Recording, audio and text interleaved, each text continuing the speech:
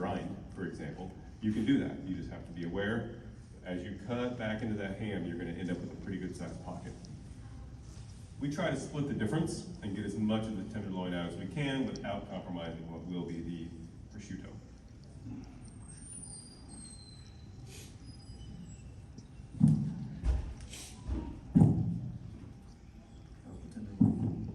That was the tenderloin, got it. Tender is the knife. Tenderloin. Tenderloin. Now what? Now what? I'll be interested to know if the membrane from the ribs pulls off as easily as it did the first time. It often tears, and it's kind of frustrating. It cuts into a bunch of little strips.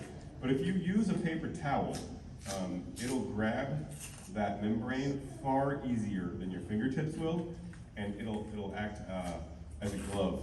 And looks like he's going to be able to get all of it off again at one time. It's a super finicky, finessey thing to do, but if we were at our shop and he was able to do this, to remove the entire membrane off at one time, we would then clean that and just put it into a vessel. It could be a bag or a plastic container of salt or salt water, and it would just stay in the cooler until we needed it. We would actually use it to either case or patch cured meats that we were going to be using. It's a really nice membrane to case things in. It's called the pleura. Okay, now we've got, again, in order, the leaf was removed, the skirt was removed, the tenderloin was removed, and then the membrane. Now, he's going to start the process of primaling the pig. We're going to do it very similar to the first one. Though this is going to be a little different, only because there aren't that many feather bones. See how that's it's falling away from the pig instead of held rigid? That's because the feather bones, if they were sawed in half, ended up on the first half of the pig at that section. So that's why it looks just a little different. You guys remember where we cut to remove the shoulder from the loin and belly? Yes, except that we don't count ribs. We could count ribs. Instead, we just go to the end of the sternum. I say that because every once in a while, the end of the sternum is between 5 and 6.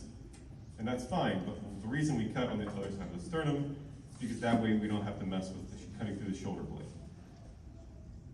So he's using the breaking knife here, and it's got that curve on it, which helps you see the end of your knife as you pass it underneath and then down through to the table. It's important to have a really sharp breaking knife, but it's also important as you draw it towards yourself to stand next to it.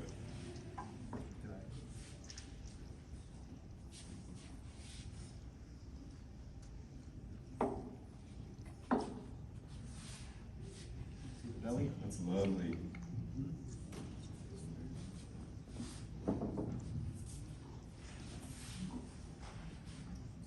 And now, he's going to remove this little bit of meat that rides back up on the ham. He did that during the first half without much explanation. He did it post facto.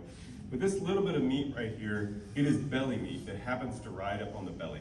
If you were to cut this in between that first and second vertebrae after the curve that we talked about, right here, if you were to cut that all the way to the table, this would have to come off anyway. It doesn't belong back on the ham, and it's just sitting there on a plane of fascia anyway. So it helps, if you just remove it now, you can find a little seam, follow that all the way down.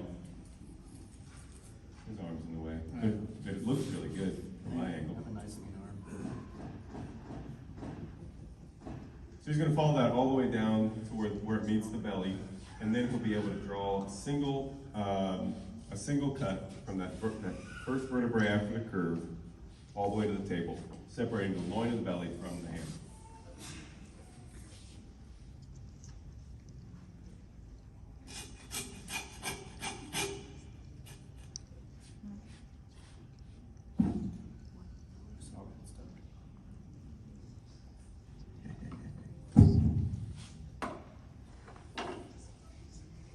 People ask us all the time, so if this were just the two of you, and just the two of you breaking down this hog, how long would that last? How long would it take?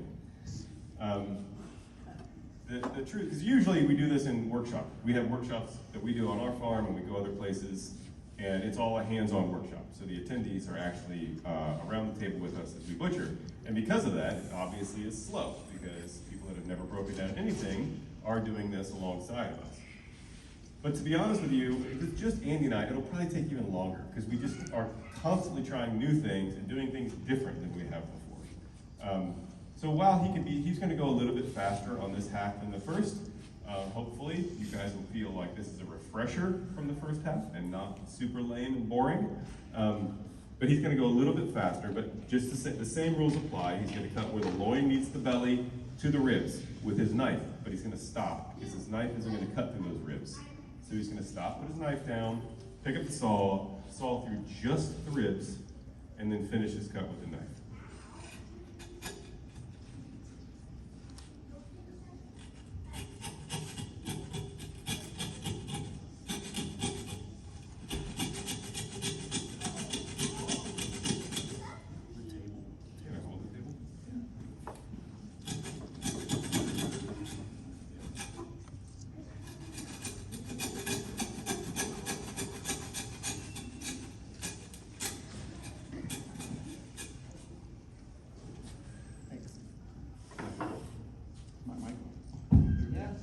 Hear me?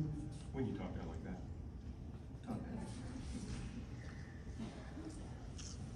Doing a great job, though. Thank you, Daryl. Now what am I gonna do? Yeah, now what does he do? So basically, he's got all 4 primals done already, which, I don't know, that was like 14 minutes. And we're not racing. I'm not saying that for that reason. I'm saying, if you know what you want to get out of this, and that's what's driving your decisions, it does not take that long to get this thing primaled up. Somebody asked, I don't remember if it was today or yesterday, how long could you hang this?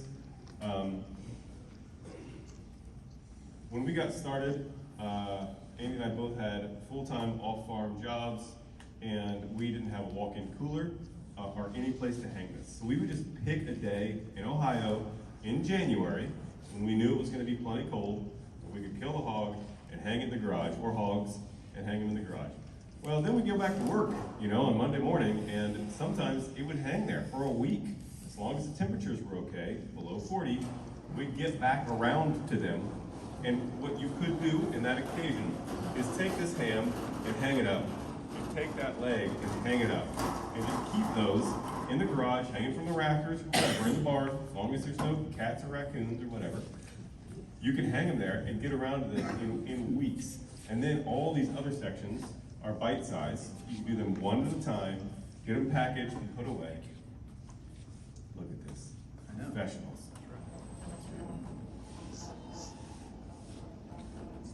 Belly? Yes. Do it. You guys remember what these ribs are called? Spares. Right. You guys are all gonna get gold stickers.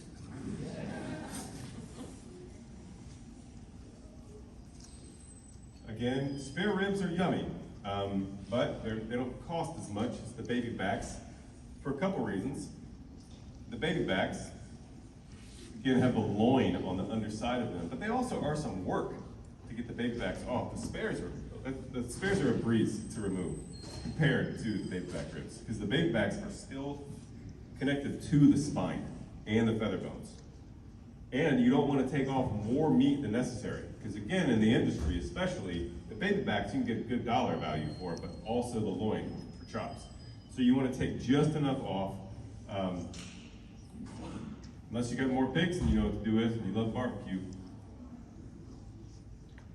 So again, as a refresher, he's cutting down to that costal cartilage, those like little cartilage pencils that run on the underside of the spare ribs. He's going to diligently remove them so that they don't end up in the belly and then go through the slicer. And he would cut through them if he didn't know that they were there. His knife would not even know that it was cutting through the cartilage. Last ribs, tiny. I'm gonna do these things this time. Do it, yeah. So this time he is going to cut these in a more traditionally St. Louis style rib, which is essentially squaring it up with his boning knife. These are the rib tips. And those are the rib tips. Yes. Square up the belly. I like to hold it over when I square up the belly so I can see that little flap that we took off the ham. I'm just gonna square it right there. As he does this, I'll just mention that while we will do some curing tomorrow of at least the hams and maybe some bellies, principles matter to you guys more than us actually doing all the curing in front of you. So we're going to talk about principles of curing and what that means. But I will say that when we cure our bellies and turn our bellies into bacon, we keep the skin on at this stage. We do not try to remove this skin. And that's for a couple reasons. But one, if you look at this, this is all the softest, flabbiest skin on the whole pig is on its belly. Okay? And removing soft, flabby skin at this stage is very, very difficult. It's not fun, and it's not easy. But if you cure it in this stage and then smoke it, it's way easier to come off because it's rigid and thin and hard. And pulling it off with a knife is very, very easy. And then also you end up with smoked pork skin, which can then go into anything and make that thing better. A pot of chili, beans, veggies, it doesn't matter. If you have cured smoked pig skin, it'll make whatever it's going in better. Also, your ribs, when you saw them free from the pig, whether it's cutting them in half or where they just end, they're often sharp and they'll puncture whatever you wrap them in, whether it's